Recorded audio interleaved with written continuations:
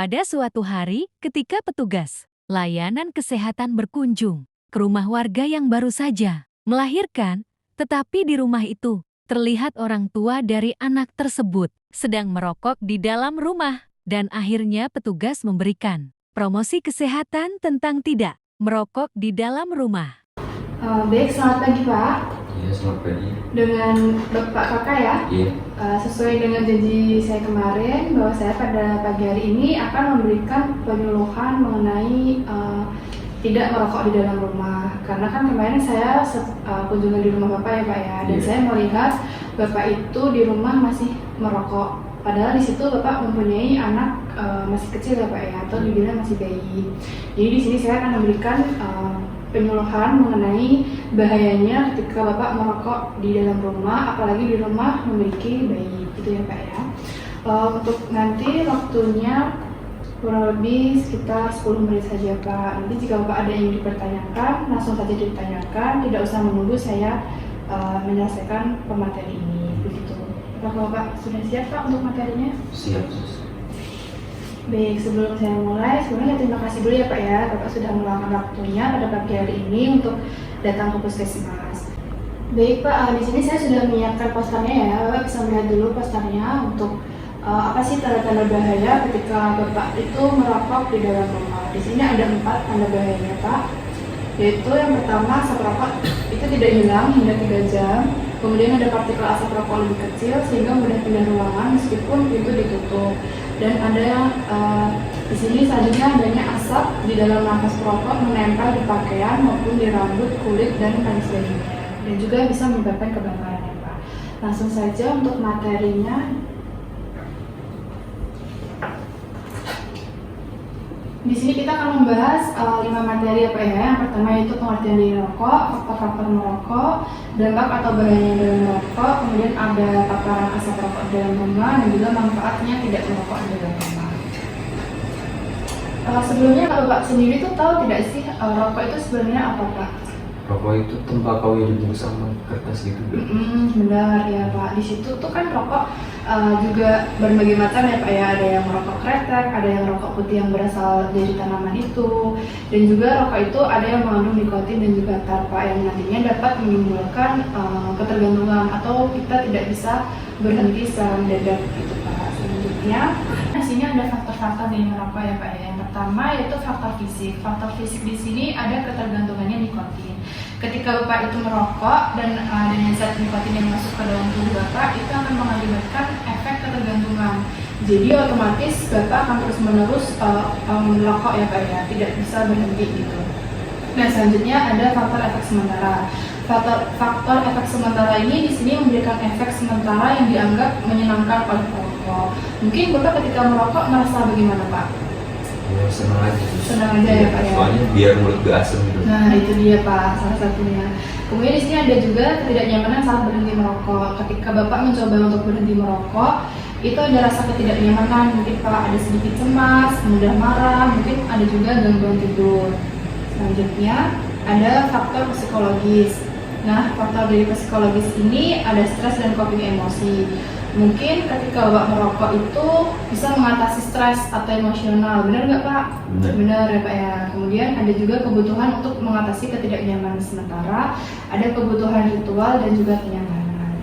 Selanjutnya ada faktor lingkungan. Faktor lingkungan yang pertama yaitu mungkin tempat lingkungan kerja Bapak memperbolehkan karyawannya untuk merokok gitu Pak. Atau mungkin bahkan ada juga tempat disediakan untuk khusus bagi perokok gitu. Sebenarnya ada tempat khusus, soalnya mayoritas merokok juga. Oh ya, mungkin itu yang membuat Bapak juga ikut-ikutan merokok gitu ya Pak ya. Selanjutnya ada iklan dan promosi rokok. Di sini iklan dan promosi rokok itu dapat mempengaruhi persepsi individu tentang merokok dan mendorong mereka untuk mencoba. Dari awal Bapak merokok itu karena melihat teman atau karena melihat iklan atau bagaimana Pak? Karena teman kerja saya juga pernah merokok sih. Oh jadi mungkin langsung ikut mencoba gitu. Soalnya masa teman saya merokok saya enggak gitu. Jadi biar kayak sama-sama rokok gitu ya Pak ya. Baik, untuk selanjutnya di sini ada tingkat aksesibilitas rokok, ketersediaan rokok dan kemudahan dalam memperolehnya. Rokok kan sekarang dicarinya banyak ya Pak ya, di mana-mana tuh banyak penjual rokok. Jadi gampang cara mencari rokoknya, tidak susah itu. Untuk selanjutnya, nah ini Pak, dampak dan bahayanya merokok di dalam rumah. Bapak pastinya tahu dong, merokok itu dapat mempengaruhi kesehatan tubuh Bapak sendiri. Iya.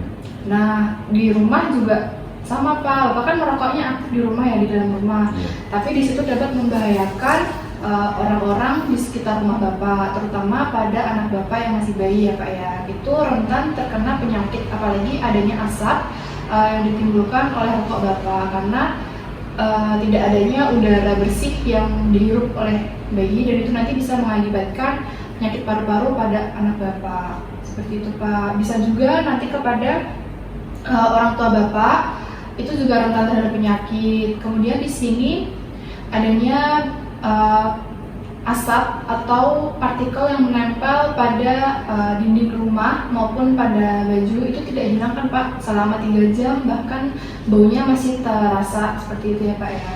Dan kemungkinan bisa terjadinya kebakaran, karena tadi Bapak ketika mematikan rokoknya tidak sampai mati, jadi bisa memicu terjadinya kebakaran. Berarti saya lebih baik rokok di luar ya sus? Atau gimana?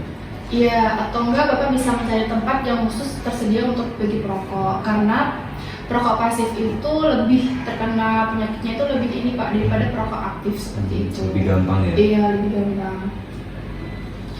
Untuk paparan asap rokok di dalam rumah itu ketika terpapar pada anak-anak tadi ya Pak ya, dan juga adanya anggota keluarga seperti yang udah lanjut usia, itu juga gampang terkena penyakit.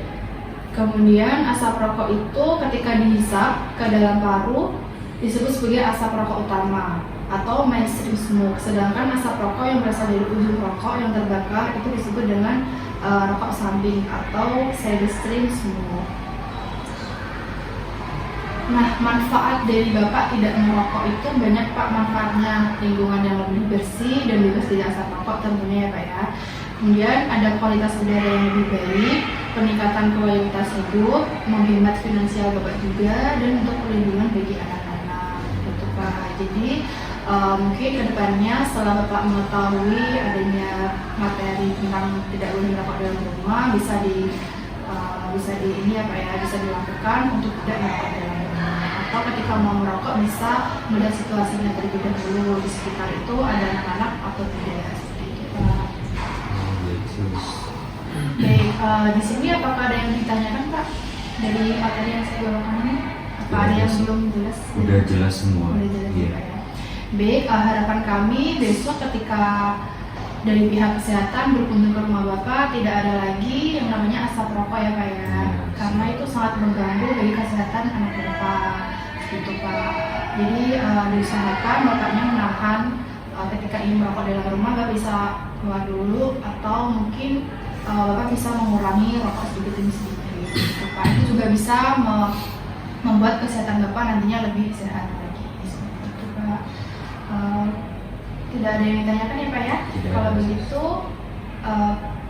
pemaparan materinya sudah selesai. Saya mohon maaf apabila ada kesalahan dalam menyampaikan materi, dan saya ucapkan sekali lagi terima kasih kepada Bapaknya sudah sempatkan datang ke sini. Baik, kalau begitu terima kasih ya Pak ya sudah datang. Saya akhiri. Assalamualaikum Pak. Terima kasih ya sus. Terima kasih ya sus.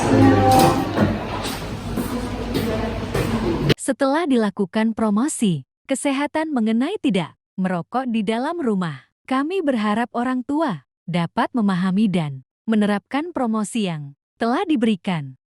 Audio Jungle.